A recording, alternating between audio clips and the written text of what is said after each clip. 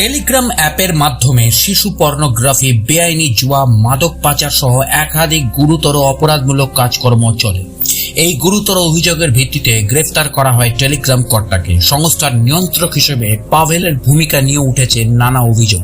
24 August 2024 প্যারিসের কাছে লে বর্গেট বিমানবন্দর থেকে গ্রেফতার করা হয়েছিল টেলিগ্রাম কর্তা পাভেল দুরহভকে। বুধবার ফ্রান্সের আদালতে শর্ত সাপেক্ষে তাকে জামিন দেয়। প্রায় 47 কোটি টাকার বিনিময়ে তার জামিন মঞ্জুর হয়েছে।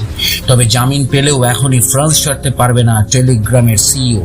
সপ্তাহে 2 দিন করে তাকে থানায় হাজিরা দিতে হবে বলে নির্দেশ দিয়েছে ফ্রান্সের আদালত। দুরভের গ্রেপ্তারির পর স্বাভাবিকভাবেই মেসেজ পাঠানোর এই অ্যাপের ভবিষ্যৎ নিয়ে প্রশ্ন উঠতে শুরু করেছে। অন্যান্য দেশের মতন ভারতেও জনপ্রিয় টেলিগ্রাম। তবে কি টেলিগ্রামের বিরুদ্ধে অভিযোগ প্রমাণিত হলে ভারতেও নিষিদ্ধ করা হতে পারে এই অ্যাপ? সেই সম্ভাবনা খুব একটা উড়িয়ে দেওয়া যাচ্ছে না, কারণ